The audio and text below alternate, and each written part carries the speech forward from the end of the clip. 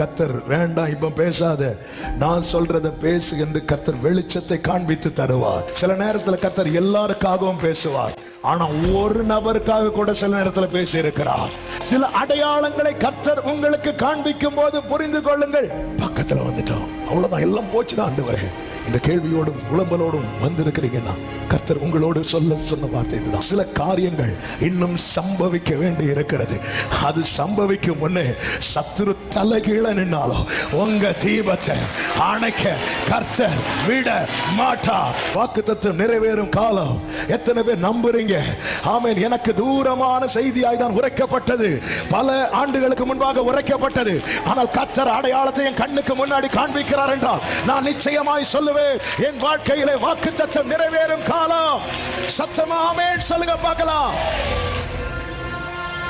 வேகமாய் சில காரியங்களை உங்கள் முன்வைத்து சொல்ல விரும்புகிறேன். கர்த்தர் எதற்காக அடையாளம் கொடுக்கிறார்? ஒன்று, அவர் இன்னும் நம்மேல் கிருபையாய் இருக்கிறார் என்பதை நாம் அறிய வேண்டும் என்பதற்காக.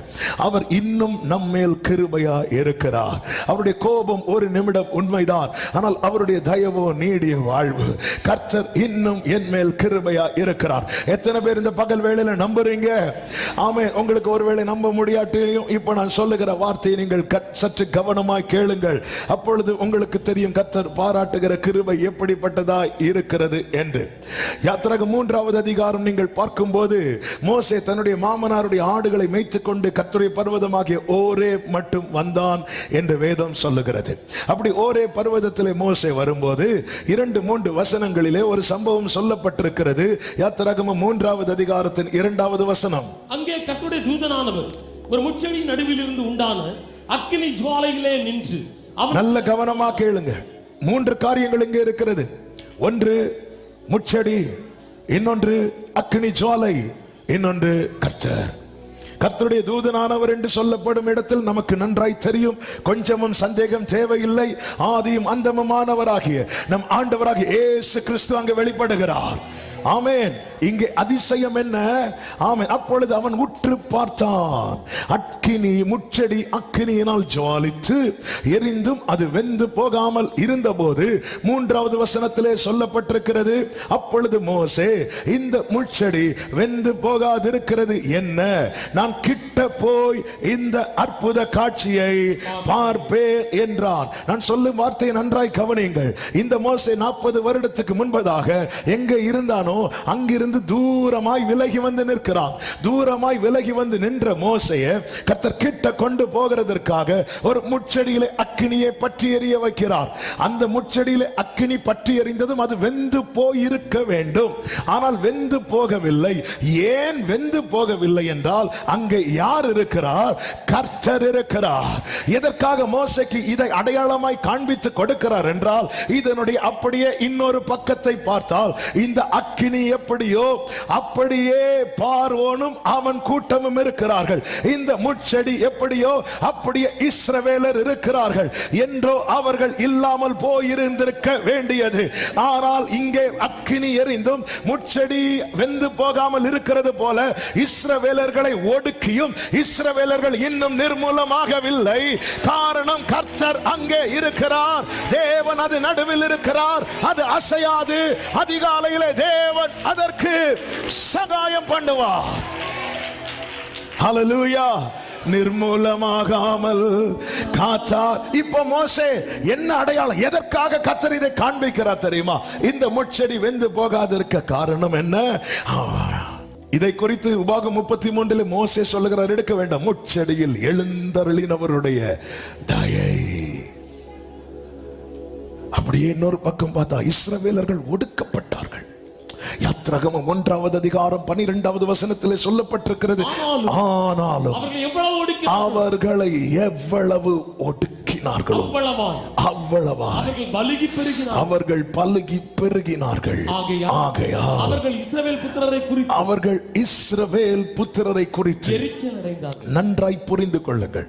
118வது சங்கீதம் 18 தாவீது ஒரு வார்த்தை சொல்லுவார், என்னை சாவுக்கு ஒப்பு கொடுக்கவில்லை. இந்த முட்செடி ஏன் வெந்து போகவில்லை? ஒரே வேர்டு, கர்த்தர் நின்று இந்த அக்கினிக்கு இந்த முட்செடியை ஒப்பு கொடுக்கவில்லை. இஸ்ரவேலரை எகிப்தியர் ஒடுக்கினாங்க, நிர்மூலமாக்கினாங்க. எகிப்தினுடைய டார்கெட் என்ன? இவன் இந்த தேசத்தை விட்டு போயிடக்கூடாது. இந்த தேசத்தை விட்டு போனா அவன் சுதந்திரித்து விடுவான். இவன் சுதந்திரிச்சிடக்கூடாது, இவன் பலுகி பெருகக்கூடாது, இவன் நம்ம எதிர்த்து விடக்கூடாது. இதற்காக ஒடுக்கினார்கள். ஆனால் எவ்வளவு ஒடுக்கியும் அவர்கள் நிர்மூலமாகவில்லை. ஏன்? கர்த்தர் ஒப்பு கொடுக்கவில்லை. இந்த பகல் வேளையிலே கர்த்தர் எனக்கு செய்வார் என்பதற்கு எனக்கு காண்பிக்கிற அடையாளம் என்ன என்று யாராவது கேட்டீங்கன்னா வீட்டில் போய் கண்ணாடியை பாருங்க. உங்களுக்கு அடையாளமாக கர்த்தர் உங்களையே நிர்மூலமாகாமல் நிற்க வைத்து இந்த வார்த்தை கர்த்தர் என்னோடு தான் தீர்க்க தரிசனமாய் பேசுகிறார் என்று சொல்லுகிற உள்ளங்களுக்காக நான் ஆண்டவரை ஸ்தோத்திரிக்கிறேன். இனி ஒரு அடையாளம் அல்ல, இனி ஒரு அடையாளம் அல்ல, ஏதோ ஒரு அடையாளம் அல்ல. மோசே, இந்த முட்செடி வெந்து போகாதத நீ எப்படி கிட்ட வந்து பாக்குறியோ அதே போல நான் இன்னொரு இடத்துக்கு ஒன்னு அனுப்புறேன் வா, எகிப்துக்கு ஒன்னு அனுப்புறேன் வா. மோசே மாமனார் கிட்ட என்ன சொல்லுவாரு? அவங்க உயிரோடு இருக்கிறாங்களான்னு பார்த்துட்டு வாரு. இஸ்ரவேலர்கள் ஒடுக்கப்பட்டார்கள், ஆனால் நிர்மூலமாகவில்லை. ஏன்? வாக்குத்தத்தம் இருக்கிறது. ஆபிரகாம், ஈசாக்கு, யாக்கோபு என்பவர்களோடு கர்த்தர் ஆணையிட்டு சொன்ன வார்த்தை இருக்கிறது. நம் கண்கள் கண்ட பெரிய சோதனைகள் எத்தனை! நான் சொல்லுகிற வார்த்தை எல்லாராலும் உணர முடியுமான்னு தெரியல. ஆனால் மரணத்தை ஃபேஸ் டு ஃபேஸ் சந்தித்த பலர் இங்கே இருக்கிறீர்கள். சில ஆக்சிடென்ட் ஃபேஸ் டு ஃபேஸ், சில பலவீனங்கள் ஃபேஸ் டு ஃபேஸ், சில படுக்கை என்பது அப்படிப்பட்டது. சில தற்கொலை எண்ணங்கள் மரணத்துக்கும் நமக்கும் ஓரடி தூரம் மாத்திரம் இருந்த நிலை. ஆனாலும் இன்னும் நிர்மூலமாகாதிருக்க காரணம் என்ன? உன் மேல என்னைக்கோ கர்த்தர் ஒரு வார்த்தையை விதைத்து விட்டார். நம்புறவங்க மட்டும் கைகளை தட்டி தேவனுக்கு மகிமை ஆமென் சொல்லுங்க பார்க்கலாம். ஹல்லேலூயா. ஏசாயா 1வது அதிகாரத்திலே 9வது வசனத்திலே இப்படி சொல்லுகிறான்: சேனைகளின் கர்த்தர் நமக்கு கொஞ்சம் மீதியை வைக்காதிருந்தாரானால் நாம சோதோமை போலாகி கொமோராவுக்கு ஒத்திருப்போம். அவருடைய கோபம் மட்டும் நம்ம பற்றி எறிந்தால், சோதம் குமரா தெரியும்ல, அந்த இடத்துல இன்னைக்கு வரைக்கும் ஒண்ணும் பண்ண முடியாது. காரணம், தேவ கோபம் அப்படிப்பட்ட அந்த கோப கலசம் அதன் மேல் ஊற்றப்பட்டது. அக்கினி அப்படியே இறங்கினது, சுட்டரித்து சாம்பலாக்கினது. பூமியின் அடிவேர் வரைக்கும் இல்லாதபடிக்கு கருகி பாழாய் போகும்படிக்கு, அந்த இடத்துல தலைமுறை வாசம் பண்ண கூடாதபடிக்கு பாழாய் போகும்படிக்கு தேவ கோபம் பற்றி எறிந்தது. ஆண்டவர், எங்கள் கிரியைகள் எங்கள் செயல்கள் எல்லாமே உம்மை கோபப்படுத்தினதா இருக்கிறது. இன்னமும் தப்பி இருக்கிறோம். கர்த்தர் அதை தான் ஆண்டவர் கைவிட்டாரோ, ஆண்டவர் மறந்தாரோ? அதனாலதான் என் கண் இவ்வளவு பெரிய சோதனைகளை காண்கிறது என்ற வேதனையோடு. அவ்வளவுதான், எல்லாம் போச்சுதான் ஆண்டவரே என்ற கேள்வியோடும் புலம்பலோடும் வந்திருக்கிறீங்கன்னா கர்த்தர் உங்களோடு சொன்ன வார்த்தை இதுதான்: இன்னும் கிருபை செய்கிறார், இன்னும் கிருபை செய்கிறார், இன்னும் கிருபை செய்கிறார். எசேக்கியேல் 20:8-9 வசனங்கள். அவர்களோ என் சொல்லை கேட்க மனதில்லாமல் எனக்கு விரோதமாய் ரெண்டகம் பண்ணினார்கள். தங்கள் கண்களால் நோக்கின, நல்ல கவனி, அவர் தங்கள் கண்களால் நோக்கின அருவருப்பை தள்ளி போடாமலும் சிலதை விடாமலே இருந்தார்கள். தள்ளி போடல, சான்ஸ் கொடுக்கிறார், இதை தள்ளி போட்டு, சான்ஸ் கொடுக்கிறார், இதை விட்டு. இவங்க விடாமலே இருந்தார்கள். ஆதலால் தேசத்தின் நடுவிலே என் கோபத்தை அவர்களிலே தீர்த்து கொள்ளும்படிக்கு என் உக்கிரத்தை ஊற்றுவேன் என்று. உண்மையா இஸ்ரவேலர்கள் எங்கே மடிந்திருக்கணும் தெரியுமா? எகிப்திலே மடிந்திருக்கணும், எகிப்திலே இல்லாம இருந்திருக்கணும். அந்த பாவத்திலே, அந்த அடிமைத்தனத்திலே இல்லாமலா இருந்திருக்க வேண்டும். ஆனால் அப்படி ஊற்றுவேன் நினைக்கும் போதுதான் ஆகிலும் நான் என்னை வாசிக்கிறேன். நான் என்னை இவர்களுக்கு வெளிப்படுத்தி, இவர்களுக்கு முன்பாக என் நாமம் பரிசுத்த குலைச்சலாகாதபடிக்கு இவர்களை எகிப்து தேசத்திலிருந்து புறப்பட பண்ணி என் நாமத்தின் நிமித்தம் கிருபை செய்தேன். எந்த இடத்திலெல்லாம் என் மேல அந்த கோப கலசம் ஊற்றப்பட வேண்டுமோ அந்த இடத்திலெல்லாம் கிருபை செய்ததுனால மட்டும்தான் தப்பி இருக்கிறோம். எனவேதான் புலம்பல் 3 எரேமியா சொல்லுகிறார், நாம் நிர்மூலமாகாதிருப்பது கர்த்தருடைய கிருபை. ஆமென். எத்தனை பேர் இந்த காலை வேளையில சொல்ல முடியும், நான் நிர்மூலமாகாதிருப்பது கர்த்தருடைய கிருபை? அவர்கள் மாத்திரம் வலது கரத்தை உயர்த்தி ஆமென் சொல்லுங்க பார்க்கலாம். இதே எசேக்கியேல் 20:17 கர்த்தர் சொல்லுகிறார், ஆகிலும் அவர்களை அழிக்காதபடிக்கு என் கண் அவர்களை தப்ப விட்டது. ஹல்லேலூயா. என் கண் உம்மழகான கண்கள் என்னை கண்டதாலே முடிந்ததென்று நினைத்த நான். ஆண்டவரே, என் வாழ்க்கையில நீங்க செய்வீங்கிறத நான் எப்படி ஆண்டவரை நம்ப என்ற கேள்வியோடு யாராவது இருப்பீங்கன்னா, ஆமென். அக்கினி உன் வாழ்க்கையில் நீ கண்ட சோதனைக்கு நீ என்னைக்கோ வெந்து போயிருக்க வேண்டியவள், நீ என்றோ வெந்து போயிருக்க வேண்டியவன், நீ என்றோ சாம்பலாயிருக்க வேண்டியவன், நீ என்றோ இல்லாமல் போயிருந்திருக்க வேண்டியவன். எனவேதான் தாவீது தன் வேதனையின் உச்சத்தில், வேதனையின் மிகுதியில் இப்படி பாடுகிறான், நான் இனி இராமல் போகும் முன்னே தேறுதல் அடையும்படிக்கு என்னிடத்தில் பொறுமையாயிரும் என்று 39வது சங்கீதம் கடைசி வசனத்திலே சொல்லுகிறார். நான் இனி இராமல் போகும் முன்னே, நான் இனி இராமல் போகும் முன்னே, ஹல்லேலூயா, தேறுதல் அடையும்படிக்கு என்னிடத்தில் பொறுமையாயிரும். அதனுடைய தொடர்ச்சி தான் 40வது சங்கீதம். கர்த்தருக்காக நான் பொறுமையோடு காத்திருந்தேன், அவர் என்னிடமாய் சாய்ந்து என் கூப்பிடுதலை கேட்டார். என்னதின் அர்த்தம்? நான் இனி இல்லாம போயிருவேங்கிற நிலைமை வர்றதுக்கு முன்னாடி கர்த்தர் என்னிடமாய் சாய்ந்தார், என் கூப்பிடுதலை கேட்டார். பயங்கரமான குழியிலும் உளையான சேற்றிலும் இருந்து என்னை தூக்கி எடுத்து என் கால்களை கண்மலை மேல நிறுத்தி என் அடிகளை உறுதிப்படுத்தி. எத்தனை சூழ்நிலைகள் நினைத்திருப்போம், நான் இனி இராமல் போய்விடுவேன். மரணத்தை முகமுகம் கண்டவர்கள் இங்கு உண்டு, மரணத்துக்கும் தங்களுக்கும் ஒரு அடி தூரம் மாத்திரம் இருந்தவர்கள் உண்டு. கர்த்தர் ஏன் நிர்மூலமாக விடவில்லை? நிறைவேற வேண்டிய வாக்கு தத்தங்கள் இன்னும் நிறைவேற வேண்டி இருக்கிறது. என் ஆண்டவர் பொய் சொல்ல மனிதன் அல்ல, மனம் மாற மனுமுத்திரம் அல்ல. கர்த்தர் சொல்லியும் செய்யாதிருப்பாரோ, அவர் வசனித்தும் நிறைவேற்றாதிருப்பாரோ?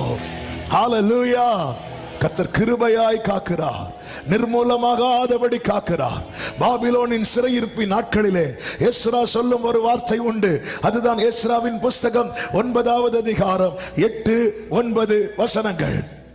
இப்பொழுதும் என் தேவனாகிய கர்த்தர், இப்பொழுதும் என் தேவனாகிய கர்த்தர் எங்களிலே தப்பின சிலரை மீதியாக வைக்கவும் தம்முடைய பரிசுத்த ஸ்தலத்தில் எங்களுக்கு ஒரு குச்சை கொடுக்கவும், அப்படியே எங்கள் தேவன் எங்கள் கண்களை பிரகாசிப்பித்து எங்கள் அடிமைத்தனத்திலே எங்களுக்கு கொஞ்சம் உயிர் கொடுக்கவும் அவராலே கொஞ்ச நேரமாவது கிருபை கிடைக்கும். நல்ல கவனிங்க, இந்த கொஞ்சம் உயிர்னா அப்படி ஒரு மூச்சு விடுறோம் தெரியுமா?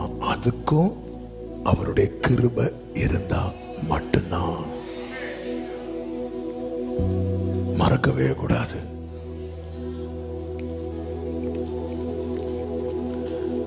அதாவது கிருபை தர்றது அவர். ஆமே. மரத்தை வச்சு தண்ணி ஊத்துறோம், அந்த மரம் வளர்ந்து எதுக்கு என்ன வளர்த்தி என்ன போட்டு இல்ல, வளர்த்துறவருக்கு தெரியும். அந்த கொஞ்சம் கிருபையே கூட, அதாவது அவர் கொடுக்கிற கிருபையில கொஞ்சத்தை எடுத்தா கூட, ஆமே, அப்படி அந்த மூச்சு இழுத்து விடுறதுக்கும் ஒரு தேவ பிள்ளைக்கு என்ன தேவைன்னா கிருபை.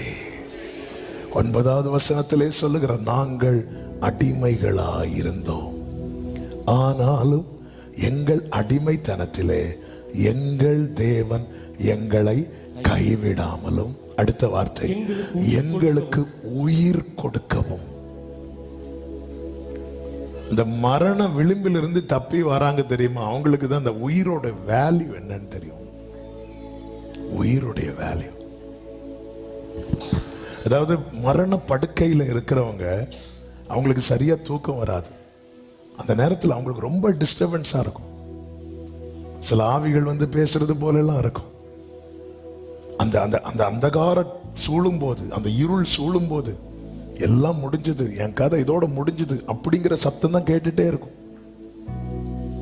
என் கசின் ஒருத்தன், அவன் வந்து கோவிட்ல ரொம்ப ஒரு கிரிட்டிக்கலான நிலையில வீட்டில் இருக்கான். ஹாஸ்பிட்டல்ல போனா ஹாஸ்பிட்டல் எடுக்க மாட்டாங்க. அப்ப அவன் சொல்றான், நைட் 2 மணிக்கு யாரோ என் கால் மாட்டில் வந்து உட்காந்துருந்து வா போலாம் வா போலான்னு சொல்ற மாதிரியே இருந்து, நான் கண்ணை திறக்கவே இல்லை, வந்து அப்படியே இருந்துடா, அப்படியே இருந்து. நம்ம சிரிச்சுட்டு சொல்றோம், எத்தனை அந்த அந்த அந்த அந்த அதாவது இந்த மூச்சு விட்டா மரணம். 2 வருஷத்துக்கு முன்னாடி நினைக்கிற ஒரு சகோதரரை குறித்த ஒரு ஜெப குறிப்பு வந்தது. தெரிந்த சகோதரன் தான். அதாவது அவர் வந்து ஆல்மோஸ்ட் டெட்.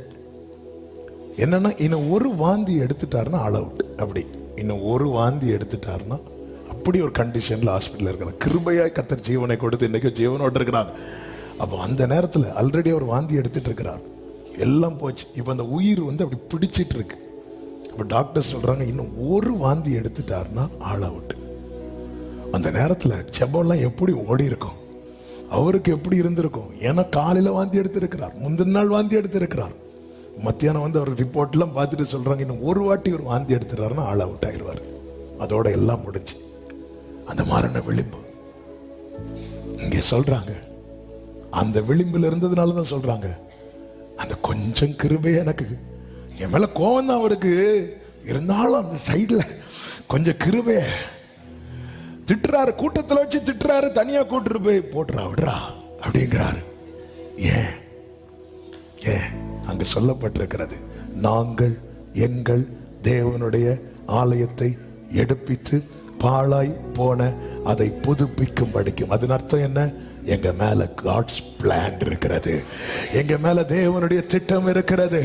இந்த பகல் வேளையில நீங்க யாரா இருந்தாலும் சரி, மரண விளிம்பிலிருந்து தப்புவிக்கப்பட்டு இன்னைக்கு தேவ சமூகத்தில் இருக்கிறீர்கள் என்றால் உங்க மேல தேவ திட்டம் இருக்கிறது. நீங்க இன்னும் கர்த்தருடைய கிருபைக்குள்ளே தான் இருக்கிறீர்கள். ஆமென் சொல்றவங்க நல்ல கைகளை தட்டி ஹல்லேலூயா. அதனாலதான் தயை கிடைக்க செய்தார் என்று சொல்லப்பட்டிருக்கிறது. ஆமென். என்ன அடையாளம்? இன்னும் நிர்மூலமாகவில்லை, இன்னும் நிர்மூலமாகவில்லை. இரண்டாவது, கர்த்தர் எதற்காக இந்த அடையாளத்தை காண்பிக்கிறார் என்றால், நன்றாய் புரிந்து கொள்ளுங்கள். நாம் வாசித்த நம்முடைய அந்த வாக்குத்தத்த வசனத்திலே ஒரு அடையாளம் சொல்லப்பட்டிருக்கிறது. என்ன அடையாளம் சொல்லப்பட்டிருக்கிறது? ஆண்டவர் தாமே உங்களுக்கு ஒரு அடையாளத்தை கொடுப்பார். என்ன அடையாளம்? இதோ ஒரு கன்னிகை கர்ப்பவதியாகி ஒரு குமாரனை பெறுவாள், அவருக்கு இம்மானுவேல் என்று பெயரிடுவாள். இந்த சம்பவம் நமக்கு தெரியும். நல்ல கவனிங்க. இயேசு கிறிஸ்துவை குறித்த தீர்க்க தரிசன வார்த்தை. சிருஷ்டிப்பின் ஆரம்பத்திலேயே ஆதாம் ஏவாள் பாவம் செய்து வெளியே துரத்தப்படும் நேரத்தில் சர்ப்பத்தை பார்த்து, பிசாசின் ஸ்தானாபதியாய் வந்து நின்ற சர்ப்பத்தை பார்த்து கர்த்தர் ஒரு வார்த்தையை உரைப்பார். அந்த வார்த்தை தான், உன் வித்துக்கும் உனக்கும் ஸ்திரீக்கும், உன் வித்துக்கும் அவள் வித்துக்கும் பகை உண்டாக்குவேன் என்று ஆதியாகமம் 3:15 சொல்லுகிறார். உன் வித்துக்கும் அவள் வித்துக்கும் பகை உண்டாக்குவேன். யாரை குறித்த தீர்க்க தரிசன வார்த்தை? இயேசுவை குறித்த. இயேசு வெளிப்படுவதற்கு 3000 ஆண்டுகளுக்கு முன்பதாக, 3000 ஆண்டுகள் உலகம் தோன்றி, உலகத்தை கர்த்தர் பூமி வானத்தை பூமியும் சிருஷ்டித்து எல்லாவற்றையும் ஒழுங்கும் கிரமமாக்கி நிறைவாக்கி, அதிலிருந்து 4000 வருடம் கழித்து இயேசு இந்த பூமியில வருகிறார். அதாவது இன்றிலிருந்து 2000 வருடங்களுக்கு முன்பதாக. அப்ப இயேசு பிறப்பதற்கு 3000 வருடத்துக்கு முன்பதாகவே உரைக்கப்பட்ட தீர்க்க தரிசன வார்த்தை. உன் வித்துக்கும் ஸ்திரீயின் வித்துக்கும் பகை உண்டாக்குவேன். வேதத்திலே பார்க்கிறோம், இஸ்மவேலை குறித்து கர்த்தர் ஆபிரகாமோடு சொல்லும் போது அவன் உன் வித்தாய் இருக்கிறான் என்று ஆபிரகாமுக்கு சொல்லுகிறார். அப்போ உன் வித்துக்கும் ஸ்திரீயின் வித்துக்கும் என்று சொல்லும் போது தெளிவாய் தெரிகிறது, அங்கே அந்த ஸ்திரீ ஆணோடு இணையவில்லை. இது எப்படி சாத்தியமாகும்? கர்த்தருடைய வார்த்தை என்பதே மனிதனுடைய புத்திக்கு அப்பாற்பட்டது, மனிதனுடைய புத்திக்கு எட்டாதது. எனவே உன் வித்துக்கும் ஸ்திரீயின் வித்துக்கும். நீங்க மற்ற எல்லாவற்றையும் பார்த்தீங்கன்னா தெரியும். ஆபிரகாம் ஈசாக்கை பெற்றான், ஈசாக்கு யாக்கோபை பெற்றான், யாக்கோபு யூதாவை பெற்றான். அப்படிதான் பைபிள்ல இருக்கும். ஆமே. அதன் அர்த்தம் என்ன? தகப்பனுடைய பெயரை வைத்துதான், அந்த புருஷனுடைய காரியத்தை வைத்துதான் தெரிவிக்கப்படும். சில திடீர்னு பைபிள் படிச்சுட்டு ஒருவேளை அந்த காலத்துல எல்லாம் மாறி நடந்திருக்கும், அப்படிலாம் கிடையாது, அப்படிலாம் கிடையாது. ஆமென். பிரசவிக்கிற கிருபை ஸ்திரீகளுக்கு தான் கர்த்தர் கொடுத்திருக்கிறார். ஆனால் இங்கே சொல்லப்படும் போது ஸ்திரீயின் வித்து, அப்ப அந்த இடத்துல ஆண் சேரவில்லை. இது சாத்தியமா? வார்த்தை உரைக்கப்பட்டு 1000 வருடங்கள் கடக்கிறது. 1000 போச்சு, 2000 போச்சு, 3000 போச்சு. இப்பொழுது இயேசு கிறிஸ்து வெளிப்படுவதற்கு சில 100 ஆண்டுகளுக்கு முன்பதாக, சில 1000 ஆண்டுகளுக்கு முன்பதாக உரைக்கப்பட்ட வார்த்தை நிறைவேறுவதற்கு சில 100 ஆண்டுகளுக்கு முன்பதாக மீண்டும் துணிக்கப்படுகிறது. இப்பொழுது ஒரு அடையாளமாய் கொடுக்கப்படுகிறது. அந்த அடையாளம் தான் என்ன? அன்று உன் வித்துக்கும் அவள் வித்துக்கும் என்று சொல்லப்பட்டது இப்பொழுது அடையாளமாய் கொடுக்கப்படுகிறது. என்ன? ஒரு கன்னிகை கர்ப்பவதியாகி ஒரு குமாரனை பெறுவாள். எதற்காக இந்த வார்த்தையை சொல்லுகிறேன் தெரியுமா? கர்த்தர் ஒரு அடையாளத்தை கொடுக்கிறார் என்றாலே வார்த்தை நிறைவேறும் நாட்கள் சமீபமாய் வந்துவிட்டது என்று அர்த்தம். எத்தனை பேர் ஆமென் சொல்லுவீங்க? வார்த்தையை கர்த்தர் என்றோ உரைத்திருக்கிறது, உண்மைதான். ஆனால் இந்த மாதத்திலே கர்த்தர் உனக்கு ஒரு அடையாளத்தை தருவேன் என்று தீர்க்க தரிசனமாய் சொல்லி இருக்க, ஏன் அடையாளத்தை தருகிறார்? உன் வாழ்க்கையிலே கர்த்தர் உரைத்த வார்த்தை நிறைவேறும் நாட்கள் சமீபமாய் வந்துவிட்டது. ஏன் இத்தனை காலம் இல்லாமல் முச்செடி எரியுது? மோசே கர்த்தர் கொண்டு வருகிறார். வேதம் அதையும் தெளிவாய் சொல்லுகிறது. அப்போஸ்தலர் நடபடிகள் 7வது அதிகாரம் அதனுடைய 17வது வசனத்திலே சொல்லப்பட்டிருக்கிறது. அப்போஸ்தலர் நடபடிகள் 7:17. ஆபிரகாமுக்கு தேவன் ஆணையிட்டு அருளின வாக்கு தத்தம் நிறைவேறும் காலம் சமீபித்த போது. ஆமென். அப்ப அடையாளம் வருதுனாலே புரிஞ்சுக்கோங்க, பக்கத்துல வந்துட்டு.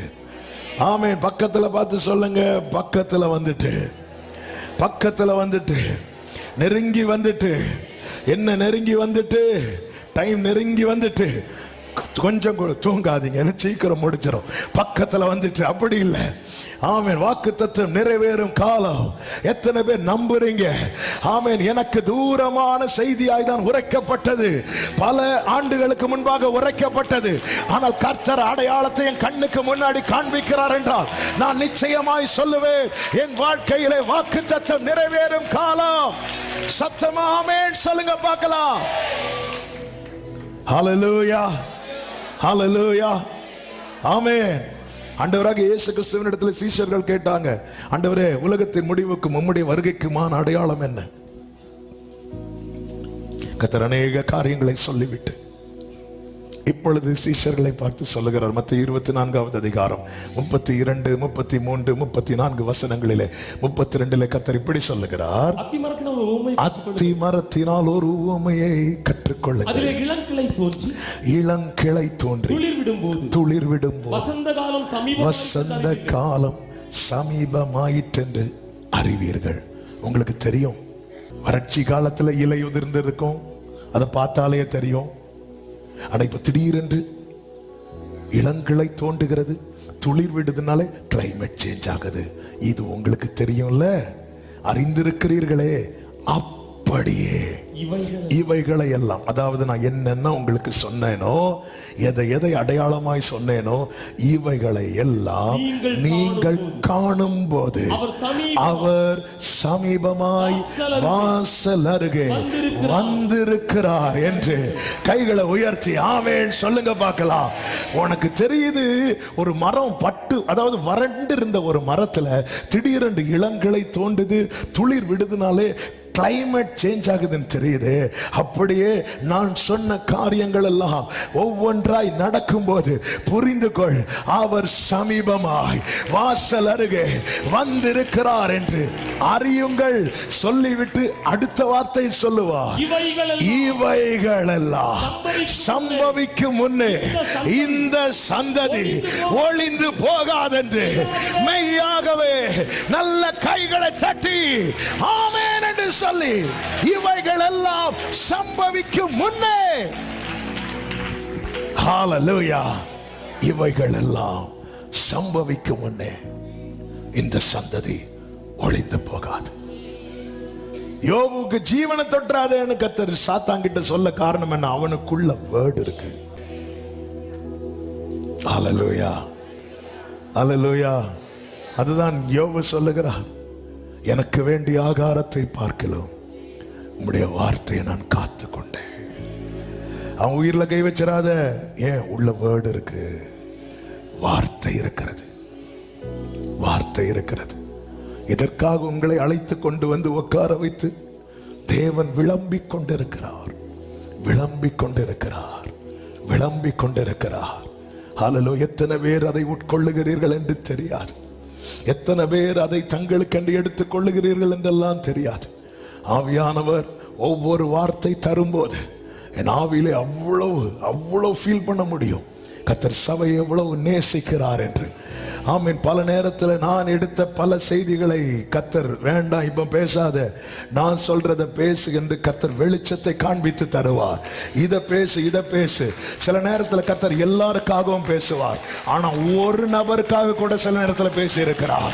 ஆமீன். இதை உட்கொள்ளுகிறவர்கள், இதை கேட்கிறவர்கள், இதை வாசிக்கிறவர்கள், இதை தியானிக்கிறவர்கள், இதை தங்களுக்கென்று பற்றி கொள்ளுகிறவர்கள் பாக்கியவான்கள். ஹalleluya, ஆமென். அதனாலதான் எங்க டியூட்டியை நாங்க செஞ்சுட்டு போயிடுவோம். கர்த்தர் பார்ப்பார், கர்த்தர் கவனிப்பார்.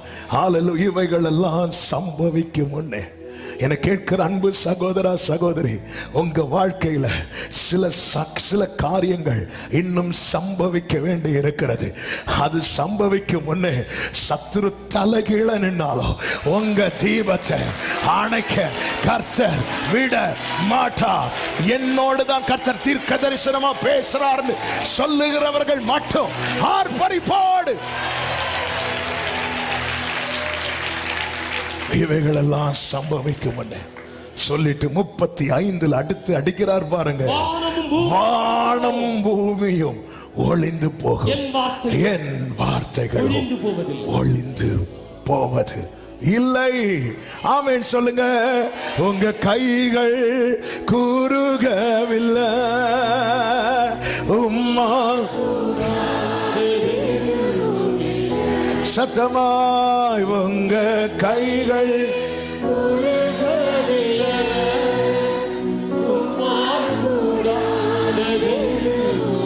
ஜீசஸ் உம்மா கூட. ஆமென். கர்த்தர் நமக்கு அடையாளம் காண்பிக்கிறார் என்றால் புரிந்து கொள்ளுங்கள், இன்னும் கர்த்தர் நமக்கு கிருபை செய்து கொண்டுதான் இருக்கிறார். கர்த்தர் நமக்கு அடையாளத்தை காண்பிக்கிறார் என்றால் புரிந்து கொள்ளுங்கள், நம்முடைய வாழ்க்கையில் நிறைவேறும் காலம் சமீபமாய். ஒரு விஷயம் கூட 2 பேரை பார்த்து சொல்லுங்க, சமீபமாய், சமீபமாய். எத்தனை பேர் சந்தோஷமா சொல்றீங்கன்னு தெரியல. சிலருக்கு இப்படி சொல்ல வைக்கிறது கொஞ்சம் கஷ்டமா இருக்கு. ஏன் சொல்ல வைக்கிறோம் தெரியுமா? நம்ம எங்க இருந்து வார்த்தை அறிக்கை இடுகிறோம் தெரியுமா? அவர் பாதத்தில் இருந்து. ஓ, மரணமும் ஜீவனும் நாவின் அதிகாரத்தில் இருக்கிறது. ஹalleluya. ஆனா அதனாலதான் சிலருக்கு அது புரியல. அதனாலதான் சொல்ல வைக்கும் போது கொஞ்சம் சொல்லிட்டு போக வேண்டியதானே. இனி இப்ப திரும்பணும், சிரிக்கணும், கையை கொடுக்கணும், அடுத்து கையை எடுக்கணும், அதுக்குள்ள மீட்டிங் முடியும். சிலர் இப்படி இருந்துட்டே கை கொடுப்பாங்க. எதுக்கு சொல்ல வைக்கிறோம்? எங்க சொல்ல வைக்கிறோம்? வேதம் சொல்லுகிறது, நம்பிக்கையை அறிக்கை இடுகிறதில் அசைவில்லாமல் உறுதியா இருக்க கடவுள். வாக்கு தத்தம் பண்ணினவர் உண்மை உள்ளவராயிருக்கிறார். ஆமென் சொல்லுங்க பார்க்கலாம். சத்தம் ஆமென் சொல்லுங்க. சில அடையாளங்களை கர்த்தர் உங்களுக்கு காண்பிக்கும் போது புரிந்து கொள்ளுங்கள், பக்கத்துல வந்துட்டோம். ஹalleluya. மூன்றாவதாக எதற்காக அடையாளத்தை காண்பிக்கிறார் தெரியுமா? நாம் நம்பும்படியாய், நாம் நம்பும்படியாய். வேதத்தில் ஒரு வார்த்தை உண்டல்லவா, நம்பிக்கையுடைய சிறைகளே அரணுக்கு திரும்புங்கள். ஏன் நாம நம்பணும்? எதற்காக நம்பணும்? ஆமென். ஏசாயா தீர்க்கதரிசன புஸ்தகம் 7:9 சொல்லப்பட்டிருக்கிறது, எப்பிராயீமின் தலை சமாரியா, சமாரியாவின் தலை ரெமலியாவின் மகன். அடுத்த வார்த்தை, இந்த வார்த்தை எல்லாரும் கவனிங்க. இந்த ஆகாஷுக்கு ஏசாயாவை கொண்டு பேசுறாரு. இங்க பாருங்க, அவன் நினைக்கிற மாதிரிலாம் நடக்காது. அவன் என்ன நினைச்சாலும் அதை நான் இல்லாமக்கிடுவேன், நான் நினைக்கிறதா நடக்கும்லாம் பேசிட்டு சொல்றாரு, நீங்கள் விசுவாசியாவிட்டால் நிலை பெற மாட்டீங்க. கிறிஸ்தவங்க தான், ரட்சிக்கப்பட்டவங்க தான், அபிஷேகம் பட்டவங்க தான், ஆண்டவர் சமூகத்தில் இருந்து ஆராதிக்கிறவங்க தான், ஜபிக்கிறவங்க தான், வசனத்தை நம்புறவங்க தான். ஆனா ஒண்ணு புரிஞ்சுக்கோங்க, இந்த விசுவாசிக்கலைன்னா நிக்க முடியாது, நிக்கவே முடியாது. பேதுரு இயேசுவை விசுவாசித்தான், சமுத்திரத்தில் நடந்தான், கொஞ்சம் சந்தேகப்பட்டான், அவருக்கு முன்னாடியே உள்ள போனான். எதுக்கு அடையாளத்தை கொடுக்கிறார் தெரியுமா? இவன் நிக்கணும், இவன் நிக்கணும்னா இவன் நம்பணும். ஆமென். அதனாலதான் கர்த்தர் உறுதிப்படுத்து, நல்லா புரிந்து கொள்ளுங்கள். எனக்கு கேட்கிற அன்பு சபையே, உன்னை விழத்தில் அதை நிற்கிறேன் என்று எண்ணுகிறவன் எவனும் விழாதபடிக்கு எச்சரிக்கையா இருக்கணும். கர்த்தர் இவ்வளவு பேசிட்டு சொல்றார், நீங்கள் விசுவாசியா விட்டால் நிலை பெற மாட்டீர்கள் என்று சொல் என்றார். சொல்லிட்டு அவர் போயிருக்க வேண்டியதானே. அவருக்கு இவன் நெஞ்சடிக்குது, ஐயோ இவன் நிக்காம போயிருவானோ. பின்னும் கர்த்தர் ஆகாசை நோக்கி, பின்னும் கர்த்தர் ஆகாசை நோக்கி, நீ ஒரு அடையாளத்தை கேளு, அடையாளத்தை கேளு. கிதியோன் கேட்டான் அல்லவா? கிதியோன் மனசு என்ன சொல்லுது? கர்த்தர் கைவிட்டு விட்டார், அற்புதம் இனி அவ்வளவுதான், இனி மீதியானியர் என்ன நினைக்கிறாங்களோ அதுதான் என் வாழ்க்கையில் நடக்கும், என்னை விரோதிக்கிறவங்க என்ன நினைக்கிறாங்களோ அதுதான் என் வாழ்க்கையில் நடக்கும், டாக்டர்ஸ் என்ன சொன்னாங்களோ அதுதான் என் வாழ்க்கையில நடக்கும். இப்படி நினைச்சிட்டு இருந்தவன்ட்ட போய் கர்த்தர் தரிசனம் ஆகி சொல்லுகிறார், பராக்கிரமசாலியே கர்த்தர் உன்னோடு இருக்கிறார், ஒரு மனிதனை முறியடிக்கிறது போல நீ மீதியானியரை முறியடிப்பாய், உன்னை அனுப்புகிறது நான் அல்லவா, நான் உன்னோடு இருக்கிறேன். இப்படி எல்லாம் கேட்கும் போது ரொம்ப நல்லா இருக்கு. இனி அடுத்த ஸ்டெப் எடுத்து வைக்கணும். ஒரு சின்ன டவுட் வந்துட்டு, இப்போ கிதியோன் கேட்கிறான், ஆண்டவரே ஆண்டவரே உங்களுக்கு தயை கிடைச்சிட்டுனா நான் ஒரு அடையாளம் கேட்கிறேன், எனக்கு சொல்லுவீங்களா? என்ன? பேசுகிறது நீர்தான் என்பதை நான் அறியும்படிக்கு. என்ன கிதியோனை இவ்வளவு பேசிய உனக்கு சந்தேகமாட்டா இருக்கு, போ அப்படின்னு சொல்லல. எனக்கு கிதியோனை நிக்க வைக்கணும். கிதியோன் வாழ்க்கையில மீதியானியர் நினைக்கிறது நடக்க கூடாது, கர்த்தர் நினைக்கிறது நடக்கணும். என கேட்கிற அன்பு உள்ளமே, உங்க வாழ்க்கையில சத்துரு நினைக்கிறது நடக்க கூடாது, நீங்க எவ்வளவு நினைக்கிறீங்களோ அதை விட கர்த்தர் நினைத்திருக்கிறார், கர்த்தர் நினைத்திருக்கிறார். இவன் எப்பொழுது சாவா, இவன் பேர் எப்பொழுது அழியும், இவன் எப்படி எழும்புவான்னு பார்ப்போம், இவனெல்லாம் எங்களுக்கு தலைவனை வைத்தது யார், இப்படி எல்லாம் சுத்தி இருக்கிறவங்க சொல்லுவாங்க. அதெல்லாம் அடிச்சு பிரேக் பண்ணி கர்த்தர் உங்களை நிறுத்த விரும்புகிறார். அதனால சொல்ல, நீ விசுவாசிக்கலன்னா நிக்க மாட்டேன். அப்ப நான் விசுவாசிக்கிறதுக்கு என்னாண்டு வர பண்ண அடையாளத்தை கேளு, நான் உனக்கு அடையாளத்தை கொடுக்கிறேன். இஸ்ரவேலரை நம்ப பண்ணும்படிக்கு முதல்ல மோசையை நம்ப வைக்கணும். மோசையை நம்ப வைக்க கர்த்தர் 1 by 1 அடையாளத்தை கொடுக்கிறார். யாத்திராகமம் 4வது அதிகாரம் நீங்கள் கவனித்தீர்களானால் தெரியும். 4வது அதிகாரத்துல 5வது வசனம், ஆமென். முதல்ல கோலை போட்டு பாம்பை எடுக்க வச்சுட்டு சொல்றாரு, அவர்கள் நம்புவதற்கு இதுவே அடையாளம். அடுத்து கையை பாக்கெட்டுக்குள்ள ஓட்டு எடுக்க வச்சுட்டு 8வது வசனத்தை வாசியுங்கள். முந்தின அடையாளத்தை அவர்கள் கண்டு உன்னை நம்பாமலும் பிந்தின அடையாளத்தை கண்டு நம்புவார்கள். அப்போ அடுத்த அடையாளம், அடுத்த வசனத்தை வாசிங்க. இவ்விரண்டு அடையாளங்களையும் நம்பாமலும் வாக்குக்கு செவிகொடாமலும் இருப்பார்கள். ஆனா என்ன சொல்லியிருக்கணும்? இந்த ரெண்டையும் கண்டு நம்பலன்னா எக்கேர் கட்டு போன்னு சொல்லிட்டு மோசே நீ வந்துரு அப்படிதானே சொல்லியிருக்கணும். ஆனா ஆண்டவர் சொல்றாரு, அப்பொழுது நீ இந்த நதியின் தண்ணீரை மொண்டு நிலத்தில் ஊற்று. அப்ப அடுத்த அடையாளம் ஏன்? எப்படியாவது இவளை நம்ப வச்சிடணும், எப்படியாவது இவனை நம்ப வச்சிடணும். நாம நம்பலங்க, கர்த்தர் நம்ப வைக்கிறார். நீர் நம்ப பண்ணின உந்தன் வாக்கு. ஏங்க, ஒரு வாட்டி ட்ரை பண்ணியாச்சு, 2 வாட்டி ட்ரை பண்ணியாச்சு, விட்டுட்டு போக வேண்டியதானங்க. நம்ம எல்லாம் அப்படிதானங்க செய்வோம். ஆண்டவர் சொல்ற, எப்ராஹிம் நான் உன்னை எப்படி கைவிடணும்? மனுஷன் அல்ல, மனுஷன் அப்படிதான் செய்வான். இங்க பாரு, ஒரு அடையாளம். மோசே வேற யாரையாவது அனுப்புங்கன்னு சொன்னால, இவ்வளவு இறங்கி வந்து பேசுறதுக்கு அப்புறம் வேற யாராவது அனுப்புங்கன்னா கர்த்தர் வேற ஆள் இல்லையா?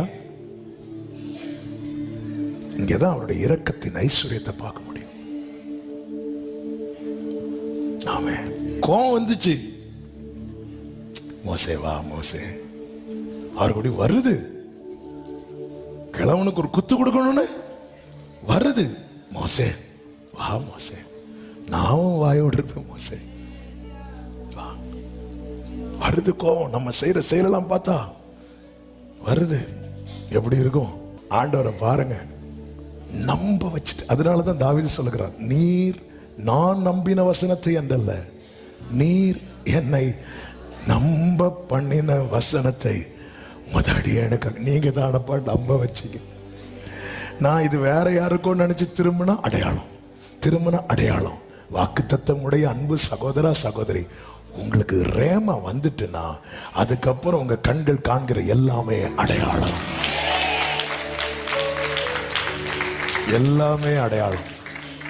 நான் 3வது ரோல அருமையான ஐயா இருக்கிறார், மரணத்தை முகம். ஐயா கொஞ்சம் எளிமை இல்லைங்க ஐயா. ஆமென். கிட்டத்தட்ட 2 வருஷம் படுக்கையில் மரணத்தை நான் இன்னும் சொல்லணும்னா ஒரு செத்து பிழைச்சாருன்னு சொல்லலாம்.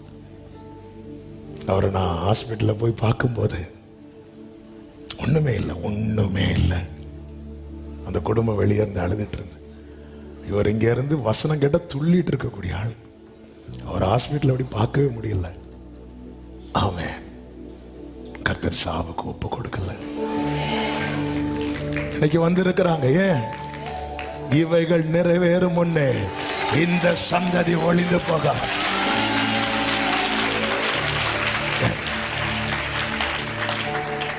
ஹல்லேலூயா, ஹல்லேலூயா.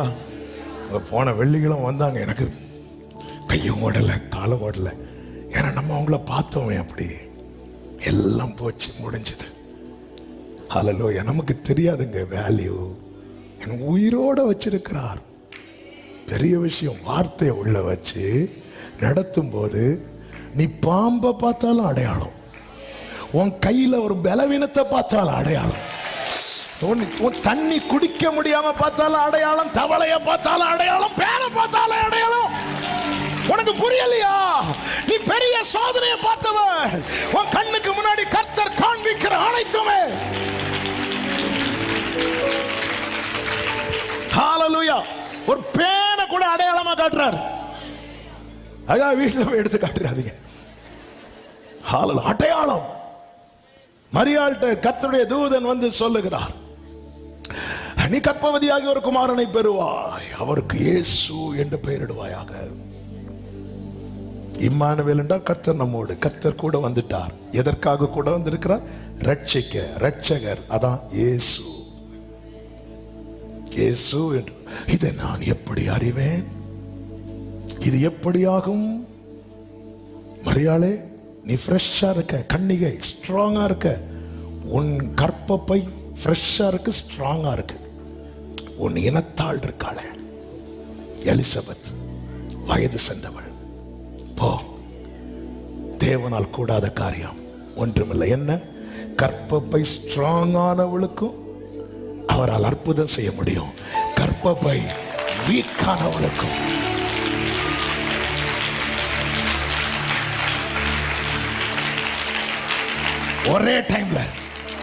ஒரே டைம்ல பலமுள்ளவன் பலனற்றவன், பலமுள்ளவன் பலனில்.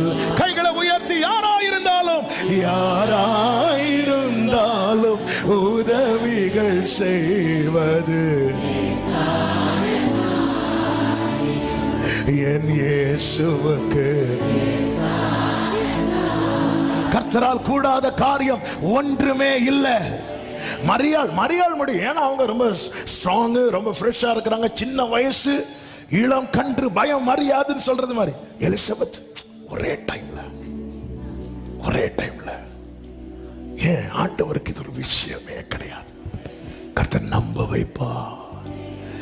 மேய்ப்பர்கள் மந்தையை இரவிலே காத்து கொண்டிருக்கும் போது தூதன் வந்து சொல்லுகிறான், பயப்படாதிருங்கள், இதோ உங்களுக்கு சந்தோஷத்தை உண்டாக்கும் நற்செய்தியை உங்களுக்கு அறிவிக்கிறேன். இதோ கர்த்தராகிய கிறிஸ்து என்னும் இரட்சகர் உங்களுக்கு தாவீதின் ஊரிலே பிறந்திருக்கிறார். என்ன அடையாளம்? பிள்ளையை துணிகளிலே சுற்றி முன்னணையில் கிடத்திருக்க காண்பீர்கள். இதுவே உங்களுக்கு இது என்ன அடையாளம்? சில அடையாளங்கள் கர்த்தர் எல்லாமே உரைத்தது, எல்லாமே உரைத்தது. நமக்கு தெரியாது. ஏன் இயேசு பிறந்த போது ஒரு வீடு இல்லையா? அவர் அரண்மனையில் அல்லவா பிறந்திருக்க வேண்டும்? சாஸ்திரிகளுடைய கணிப்பு தானே நம்முடைய கணிப்பும். காரணம், அவர் தாவீதின் குமாரன் அல்லவா. முன்னணையில். ஏன்னா ஜனங்கள் அவரை அறியும் அறிவை விட்டு விட்டார்கள். ஏசாயாவை கொண்டு கர்த்தர் சொன்னார், 1:3 மாடு தன் எஜமானையும் கழுதை தன் முன்னணையும் அறியும். இஸ்ரவேலோ அறிவில்லாமலும் என் ஜனம். மாடுக்கு தெரியும் எஜமான் யாருன்னு, கழுதைக்கு தெரியும் எஜமான் யாருன்னு. ஆனா யாருக்கு தெரியல தெரியுமா? இஸ்ரவேலருக்கு தெரியல. எனவேதான் இங்கே மரியாள் கர்ப்பவதியாய் பிள்ளை பெற்றெடுக்கும் நேரம் வரும்போது எத்தனை வீட்டு கதவை தட்டியிருப்பாங்க, ஒருவர் திறக்கவில்லை. அவருக்கு எங்க இடம் கிடைத்தது தெரியுமா? முன்னணையில இடம் கிடைத்தது. ஏன்னா மாடுக்கு தெரியுது ஆளு யாருன்னு. இயேசு வரும்போது எருசலேமை நோக்கி பவனி வரும்போது ஒரு கழுதையை அவிழ்த்து கொண்டு வராங்க. அந்த கழுதையை குறித்து வேதம் சொல்லுகிறது, ஒருவரும் ஒரு காலும் ஏறிராத கழுதை. சும்மா ஒருத்தர் ஏறாத கழுதையில போய் ஏற முடியுமா? ஒரு குதிரை ஆகட்டும், கழுதை ஆகட்டும், ஒட்டகம் ஆகட்டும், நல்ல ட்ரெயின் பண்ணதுக்கு அப்புறம் தான் கொண்டு வந்து நிறுத்துவாங்க. திடீர்னு குதிரையை பார்த்தது நம்ம இப்போ டக்கு டக்குன்னு ஓட போறோம்னு சொல்லிட்டு கிட்ட போய் பாருங்க, அது வேற ஒன்றும் செய்யாது. இந்த பின்னாடி காலை லைட்டா தூக்கும். அதுக்கப்புறம் நாம் பறந்து செல்வோம். எங்க போவோனே நமக்கு தெரியாது. அதை பழக்க வைக்கணும். பழக்க வைக்காம மேல ஏறினா தூக்கி போட்டுட்டு போயிட்டு இருக்கோம். இது கழுதை குதிரை எல்லாமே ஒரே ரகம்தான். ஒருவரும் ஒரு காலம் ஏறிராத கழுதை மேல இயேசு ஏறி அமர்ந்ததும் அந்த கழுதை டிஸ்டர்ப் ஆகல, அந்த கழுதை தட்டி விடல. ஏன்? கழுதைக்கு எஜமான் யாருன்னு தெரியும், மாடுக்கு எஜமான் யாருன்னு தெரியும். சபையே, கழுதைக்கு தெரியுது, மாடுக்கு தெரியுது. உனக்கு தெரியலையே அவர் யார் என்று? உனக்கு தெரிந்திருந்தா, ஜனமே உனக்கு தெரிந்திருந்தா அவரை நீ முன்னணையிலே கிடத்திருப்ப. எல்லாமே முன்னமே பார்க்கிற. அதுதான் சொன்னேன், கர்த்தர் முன்னமே இன்னைக்கு பேசுறாருன்னா அதுல ஃபியூச்சர் இருக்கிறது, தலைமுறைகளுக்கான காரியம் இருக்கிறது. மாடுத்த நிஜமான அறியும். முன்னணையில மாட்டுக்கு புல்லு வைக்கக்கூடிய இடம். அப்போ அதுக்கு சாப்பாடு வைக்கிற இடத்தை இப்போ ஒதுக்கி பிள்ளைய கொண்டு வைக்கும் போது அது அமைதியா இருக்கு, அது டிஸ்டர்ப் ஆகல. தெரியும் தெரியும். ஹல்லேலூயா. பறவைகளுக்கு தெரியுதவர் யார் என்று, மிருகங்களுக்கு தெரிகிறது. ஆனால் இந்த ஜனத்தை எனக்கென்று ஏற்படுத்தின இவர்கள் என் துதியை சொல்லி வருவார்கள் என்று சொன்ன ஜனமோ, ஆனாலும் யாக்கோபே நீ என்னை நோக்கி கூப்பிடவில்லை, நீ என்னை குறித்து மனம் சலித்து போனாயே என்று கர்த்தர் வேதனைப்படுகிறார். ஆமென். ஜனங்களுக்கு மட்டும் அவர் யாருன்னு தெரிஞ்சிருந்தா அவர் அரண்மனையில வச்சு இல்ல அழகு பார்த்திருப்பாங்க, கொண்டாடி இருப்பாங்க. விட்டுட்டாங்க. அவர் அதை கண்டுக்கல. அடையாளம். நீ நம்பணும், நீ நம்பணும். நம்பும்படிக்கு கர்த்தர் அடையாளத்தை காண்பிக்கிறார். 4வதாக, நாம் விசேஷமானவர்கள் என்றும் நாம் அவருடையவர்கள் என்றும் உணரும்படிக்கு கர்த்தர் அடையாளத்தை காண்பிக்கிறார். என் அடையாளத்தை காண்பிக்கிறார்.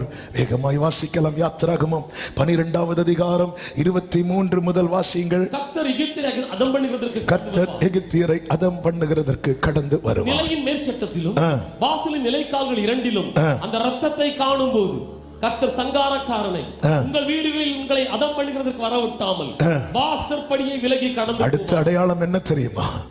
ஆமே. கர்த்தர் என் வாழ்க்கையில ஒரு பெரிய விடுதலையும் மீட்பையும் சுதந்திரத்தையும் தருவார் என்பதற்கான அடுத்த அடையாளம் என்ன தெரியுமா? நம்மேல் தெளிக்கப்பட்ட அவருடைய ரத்தம். கைகளை உயர்த்தி ஆமேன் சொல்லுங்க பார்க்கலாம். ஆமேன். இதை சொல்லிவிட்டு சொல்லுகிறார் 24வது வசனம், இந்த காரியத்தை உங்களுக்கும் உங்கள் பிள்ளைகளுக்கும் நித்திய நியமமாக கைக்கொள்ள கடவீர்கள். உங்களுக்கு தான் சொன்னபடி கொடுக்க போகிற தேசத்திலே நீங்கள் போய் சேரும் போது ஆராதனையை கைக்கொள்ள கடவீர்கள். இனி 26வது வசனத்தை கவனியுங்கள். அப்பொழுது உங்கள் பிள்ளைகள் இந்த ஆராதனையின் கருத்து என்ன என்று உங்களை கேட்டால் கர்த்தருடைய பஸ்காவாகிய பலி, இது கர்த்தருடைய பஸ்காவாகிய பலி. அவர் எகிப்தியரை அதம் பண்ணி நம்முடைய வீடுகளை தப்ப பண்ணின போது, இந்த வேடை எல்லாரும் கவனிங்க, எகிப்தில் இருந்த இஸ்ரவேல் புத்திரருடைய வீடுகளை கடந்து போனார் என்று நீங்கள் அவர்களுக்கு சொல்ல வேண்டும். அப்பொழுது எல்லாரும் தலை வணங்கி, என்ன சங்கார தூதன் வருகிறான், கர்த்தர் வருகிறார். சங்கார தூதன் எல்லாரையும் விசிட் பண்ணுகிறான், எல்லா வீட்டுக்கும் போகிறான். கர்த்தரோ எகிப்தில் இருந்த இஸ்ரவேலர் வீட்டுக்கு மட்டும் வருகிறார். உன் பக்கத்தில் 1000 விழுந்தது, உன் வலதுபுறத்தில் 10,000 விழுந்தது. ஏன் நீ விழல தெரியுமா? நல்லா புரிந்து கொள்ளுங்க. இந்த எலெக்ஷன் டைம்ல அரசியல் தலைவர்கள்லாம் போவாங்க, ஜீப் மேல ஓபன் ஜீப்ல எப்படி நின்றுட்டு இடி வச்சுட்டு போவாங்க, எப்படி டாட்டா காட்டிட்டு. இப்படி அவர் போகல, தெரிந்தெடுக்கப்பட்டவங்க வீட்டுக்கு மட்டும். இஸ்ரவேலர் வீட்டு எகிப்தில் இருந்த ஒரு பெரிய விவிஐபி ஒரு ஏரியாவுக்குள்ள வந்து குறிப்பிட்ட ஒரு நபர் வீட்டுக்கு போனாங்கன்னா அந்த வீடை குறித்து தான் அடுத்த நாள் ஒரு கடையில் நம்ம தலைவர்கள் யாராவது டீ குடிச்சாலே அடுத்த நாள் பேப்பர்ல வந்துருமே. அவர் எகிப்தில் வந்து சங்கார தூதன் எல்லா வீடையும் விசிட் பண்றான். ஆனா இவரோ தெரிந்தெடுத்த வீட்டை மட்டும். எனவேதான் உபாகமம் 4வது அதிகாரம் 34வது வசனத்திலே கர்த்தர் மோசேயை கொண்டு இப்படி சொல்லுகிறார், உங்கள் தேவனாகிய கர்த்தர் எகிப்திலே உங்கள் கண்களுக்கு முன்பாக உங்களுக்கு செய்தபடி எல்லாம் தேவன் அந்நிய ஜாதிகளின் நடுவில் இருந்து ஒரு ஜனத்தை சோதனைகளினாலும் அடையாளங்களினாலும் அற்புதங்களினாலும் யுத்தங்களினாலும் வல்லமையுள்ள கரத்தினாலும் ஓங்கிய புயத்தினாலும் மகா பயங்கரமான செயல்களினாலும் தமக்கென்று தெரிந்து கொள்ள வகை பண்ணினது உண்டோ என்று நீ விசாரித்து நீ இப்ப கேட்டு பாருப்பா. உனக்கு செஞ்சது மாதிரி வேற யாருக்கா செஞ்சிருக்கிற? நீ இப்ப கேட்டு பாரு. நீ கேட்டு உன்கிட்ட பேசுனது மாதிரி வேற யார்ட்டையா பேசிருக்கிறான? நீ இப்ப கேட்டு பாரு. நம்ம இந்த மீட்பை கொண்டாட மறக்கிறோம். இந்த மீட்பை கொண்டாட மறக்கிறோம். காரை கொண்டாடுறோம், பங்களாவை கொண்டாடுறோம், சொத்து வாங்கின கொண்டாடுறோம், மீட்பை கொண்டாட மறக்கிறோம். எத்தனை பேருக்கு கிடைக்காத பாக்கியம் தெரியுமா?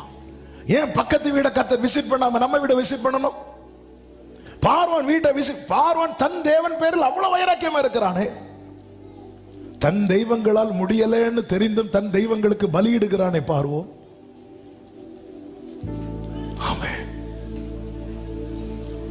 தங்கள் தெய்வங்களால் முடியவில்லை என்று தெரிந்தும் பலியிடுகிறானே.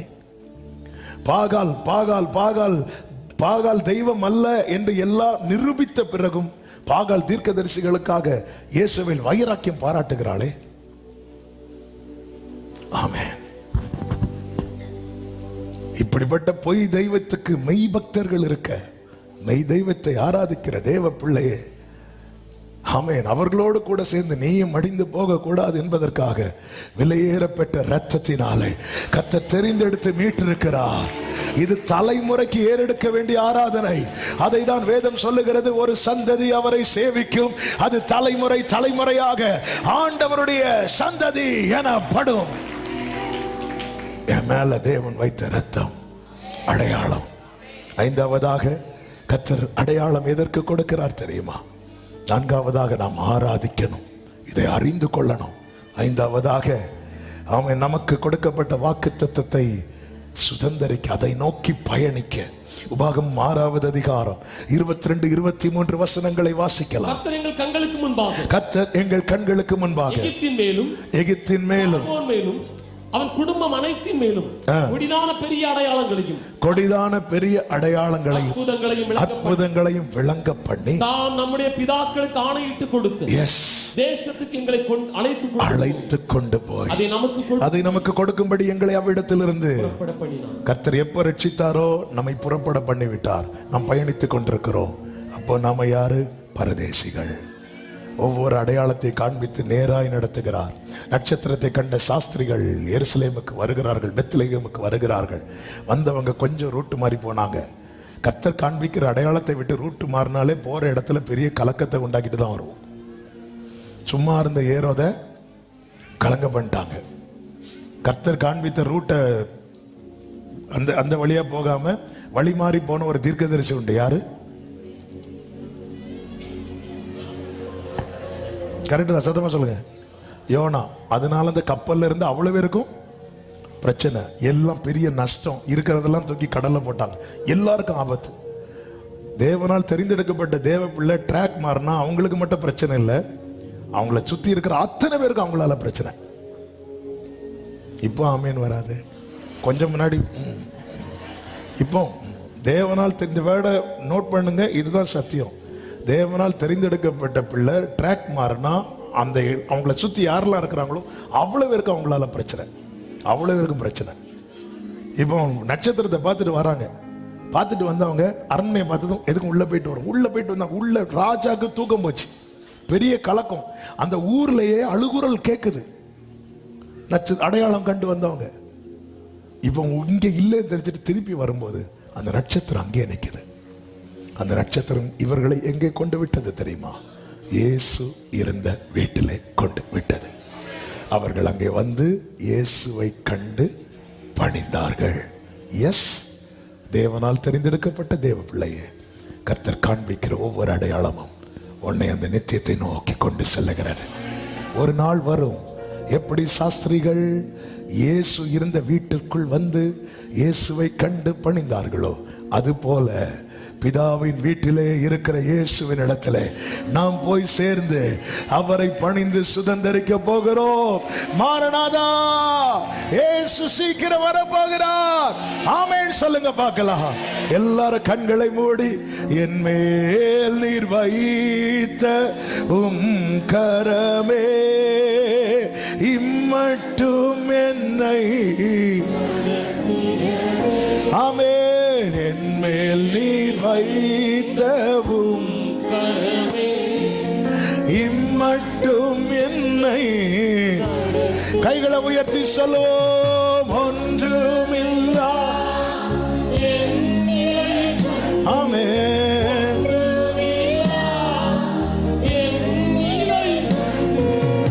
அசட்டை பண்ணாதவரே,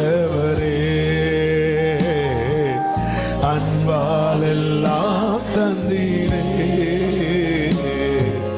தயவால் பெற்றே. எஸ், தயவால் தயவால் பெற்றே. தலைமுறை தலைமுறையாய் தலைமுறை, இது ஆண்டவருடைய சந்ததி, இது ஆண்டவருடைய சந்ததி.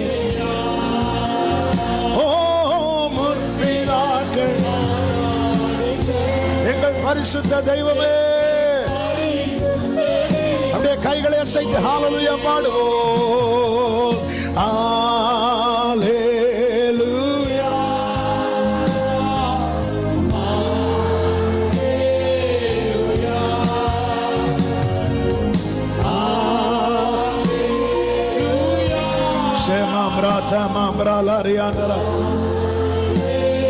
பரிசுத்த பிதாவே, நல்ல தகப்பனை நன்றி செலுத்துகிறோம்.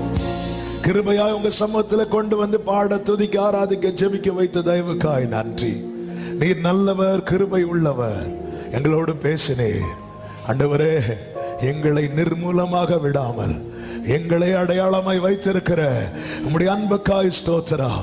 நிச்சயமாய் நீர் உரைத்ததை நிறைவேற்றுவீர் என முழுமையாய் நம்பி உம்மை மகிமைப்படுத்தி எங்களை உம்முடைய வல்ல கரத்தில் அர்ப்பணிக்கிறோம்.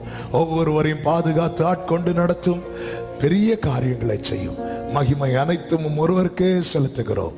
இரட்சகர் இயேசுவின் நாமத்தில் பிதா.